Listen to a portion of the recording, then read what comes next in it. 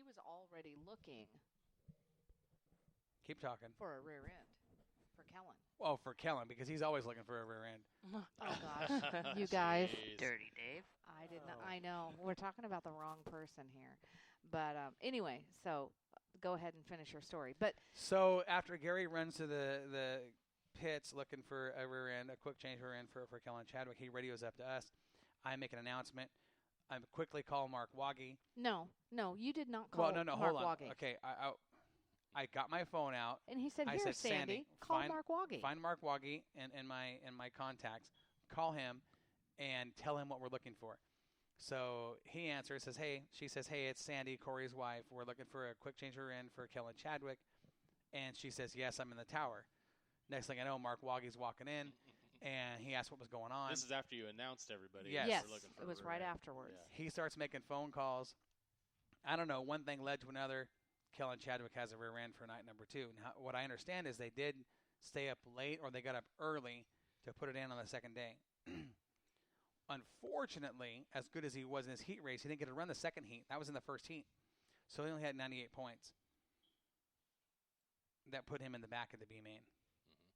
The B main. And he assumed that was going to happen anyways the night before, because he said that I'm going to have to work my way up to the B's just to win this. Mm-hmm, just to get in the show. Right. And he starts, when I say the back of the B, he started dead last in the B. In the back row by himself. He was started scratch on the field and drives up to, they took 6 out of the B into the feature. And where did he finish in the B's? Anybody remember? I don't get to watch like you guys do. Was it third? I was going to say second. They took 6. He finished 5th. Oh, okay. That put him in the back row. He got one of the 1? last 2 transfer spots. Okay. See, I'd be guessing. Put him in the back row of the A main event. And I thought, great. Kellen made the show. Fantastic. But, man, if he's going to win this, he's going to have a whole lot of luck. Everything's going to have to go his way. Did you guys see what happened when the green flag dropped? You mean the amount of Kellen Chadwick went into half-man, half-machine mode. Mm-hmm. The green came out. Do you remember what lap the first caution flew on? Wasn't it the first? The first caution flew on lap 9. When that first caution came out, where was Kellen Chadwick sitting? Does anybody remember where he was at when the first caution came out? Remember, he started 22nd. Probably 11th. Halfway through the field, probably. When the 15th or something. 15th? You say halfway, 15, so you put him at 11, you put him at 15. Okay. Remember, we're 9 laps in when the first caution flew. He went from 22nd to 6th in 9 laps. Yeah, now I remember. 22nd to 6th. That's important. That's important that we say he's in the 6th spot. Now let me tell you why. Because we got back to racing. Now, early in the race, the track was fairly good. There was some passing. Then it was scheduled, and they talked about it in the pit meeting. It was scheduled. Lap 25, competition red for fuel for those drivers running methanol. Okay? They're going to pull them over on the backstretch on lap 25, give them 2 or 3 minutes to put fuel in, get the cars fired up, and get back to racing. On lap 23, caution came out. Okay? And Kellen Chadwick was sitting 5th. So from lap 9 to lap 23, he had passed 1 car. Now, remember, we're up to the front. We're where the big guys are, right? And we're up where the speed is. He's got 1 car. Your leader was Shane DeVolder. Sitting 2nd was Bobby Hogue. Sitting 3rd was Troy Folger. Tricky Troy. 4th was Lightning John Campos. And 5th was Chadwick. Okay? We haven't looked at the film yet, and I can't wait to see it because Andy Freeman in the 30F was somebody we expected to be fairly quick. He's really good at Southern Oregon Speedway. Had a camera on him. Was off a little bit. We actually had a camera mounted on the rear of his car. This is important. This is why I say this. Because the car trying to stay on the lead lap with Shane DeVolder behind him was Andy Freeman with a camera facing back at him, okay? They come into turn 3, and you got to remember, DeVolder had been working on him for laps, lap after lap after lap, trying to get underneath him, trying to just find a lane to get by. And he wasn't going to step outside, and that's a good thing because earlier, about 4 laps prior, Folger was sitting 5th when this happened. Chadwick was 4th. Folger was running 2nd, tried the the middle line through turns 1 and 2, and got freight trained. He went from 2nd to 5th, bang, bang, bang, just like that, settled in. Lap 23, they go into turn 3. DeVolder gets in a little hot, catches the left rear of Andy Freeman, sucks him in, turns Freeman sideways. He gets rear-ended by Hogue. Hogue gets rear-ended by Campos. Campos gets hit by Kellen Chadwick. Kellen Chadwick's entire car went airborne off the ground, slams in on all 4. This is a driver. He jerks the wheel to the right, just misses Bobby Hogue a second time, gets out on the outside of him. Hogue and him both get on the throttle, and at the time the caution came out, Kellen Chadwick was your leader. We've watched the replay, Dave and I know you guys watched it several times that night. I can't tell you how many times I watched it. I watched it a ton, too. It's one of the most incredible pieces of driving I have ever witnessed by any dirt track driver ever in any type of car. Absolutely phenomenal. Yes, there was a little bit of luck. There was a lot of skill. Roy Bain, you're right. Trenchard was in that. I think Trenchard was sitting 5th. Trenchard might have got by. That's right. Trenchard was in the mix, too. Where did Trenchard come from? Trenchard came out of the B main as well. Okay? Up there in the mix, in the top 5.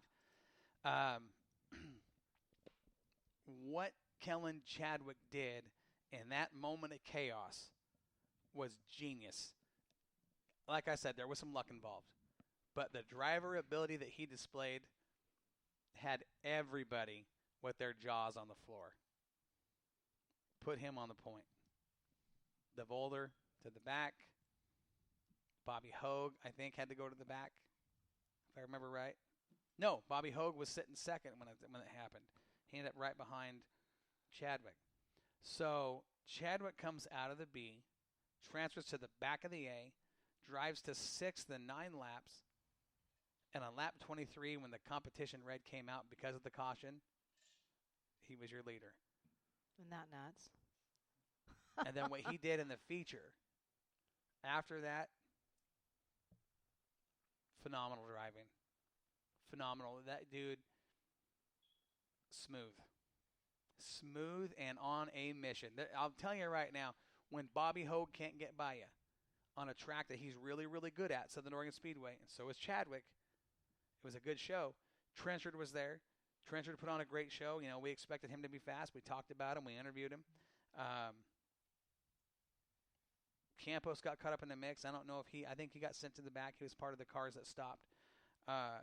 Unbelievable, that main event. To come out of the B, transfer to the A, start 21st of 22 cars, and win that thing for $5,000. What do you say about that? Well, I mean, even in Victory Lane, talking with him, after I had turned my mic off after I'd interviewed the winners, I came back and I said, Kellen, that is one of the most awesome pieces of driving I've seen anybody do in a long, long time, and one of the best I've seen ever. What it took to get to the front, how he handled traffic, what he did in a time of chaos, unbelievable. The talent that he has behind the wheel of that 83 machine. That was fun to watch. Well, hopefully he didn't have to pay $5,000 for that rear end. Oh, I'm sure that he probably pulled it out and gave it back. That's funny. Well, you know, isn't that crazy, though, too? We're running around looking for a rear end for Kellen, and he ends up winning the thing? I mean, that doesn't happen. No, it doesn't. That does not happen ever. I mean, that's like going to Boone, in a sense, and coming out of the B to win it. It's unheard of. Oh, who's going to run around finding you a rear end? Hey, man, that's what we do. We're all about the racers. I helped as much as the I wolf could. pack, The yeah. wolf pack. His wife had a lot to do with it, too. Well, we made a lot of phone calls, and Waggy made some calls, and it was daughter. all just a big chain of people helping out, and it was cool to watch. And I think eventually what had happened is that came from Bobby Hogue. Not the carburetor. From his him. carburetor came from Bobby Hogue. Yes. Oh, really? Yes. Both his carburetors had a sticky needle, and he was having a heck of a time getting those going. That's so we went over and borrowed though. one from Bobby Hogue. When we went amazing. to interview him, he actually had a torch. He was heating up the carburetor. Remember that, Gary? Yep. Actually heating the carburetor up, trying to get that needle to free up. Yeah. It just kept hanging up. It'd bottom out, and it would stick, and it wouldn't do anything. So. Wow. It's Yeah. wonderful. I love it down there. I absolutely love it. That was an awesome weekend in memory of our Charles Snyder. I'll tell you, the thing from one of the highlights for me during the weekend had nothing to do with the racing itself. Actually, in the tower had our Charles Snyder son Travis, his family was in VIP for the weekend, and got to meet him. We got to talking, and as we described our dads, who are both my dad's 6-year anniversary of his passing was yesterday. As we were talking about our dads, I wasn't too sure we weren't talking about the same man. Their lifestyles, I've always described my dad, and Sandy will testify this, as bigger than life. My dad partied with rock and roll stars. My dad lived a fast life. He was so much fun to be around. And as Travis is talking about our Charles, partying with Van Halen, and he was big in the music world, and the stars that his dad partied with, and his dad was in radio. My dad should have been in radio. Just the character of these men. They were very, very similar in their lives, and we were both sitting there with our jaws kind of like, your dad did what? My dad. And it was a great conversation. Super, super, super nice guy too. Yeah, Travis told me before everything got started, he said that he didn't say who, but one of the drivers told him he could do hot laps in his car if he wanted to. Yeah. Aww. Yeah, he told us He that. said, I got too much to do with my family here. And he said, he had I wanna do his it, but brothers and his I kids can't there. do it. Yeah. Oh, wow. So that was a good gesture, though. Awesome man. I met his family. Beautiful people, wonderful people. We had a great time talking. It was an honor to be in that booth. Announcers are just announcers at a lot of places. You go and they're just kind of there. You can just kind of listen to them. Our Charles Snyder was a big, big part of Southern Oregon Speedway. He was, the funny part I was going to say was, as Travis was describing his dad, he used the words bigger than life. It's how I've always described my dad, bigger than life. And it's for him to say those words, I was kind of like, what? That's what I've always said about my dad. And it was just awesome. But to be in his booth, with his name at his race, and to be calling it was, boy, I tell you what, it lived up to the hype. It lived up to the hype. Sport mods. Sport mods was fun to watch. There was a full field of talent. And the winner that walked out of there with a $2,000 check collected her 4th win of the year at her 3rd different track she's won at, collected a $2,000 payday. The 17-year-old girl. And Nina and I, go girls. Yeah. I mean, I was just, I was Marissa so thrilled. Watching her lead that pack, and everybody's just behind her, just like. They couldn't get her. They could not Why get her. couldn't they? Because she ran a flawless race. She made no mistakes. She didn't get a good draw. Start on the pole. Yeah. That Regardless, it doesn't with matter. all that talent, she made no mistakes. I'll tell you, she made no mistakes. None. And that girl you can't intimidate her. Nope. When Jordan Broughton got under her a couple of times and showed her some color, she's like, she acted whatever. like, who were you? Yeah. Didn't rattle her cage at all. And if you watch how she won that race, I watched what she did, and she was very smart in how she won it. First of all, she is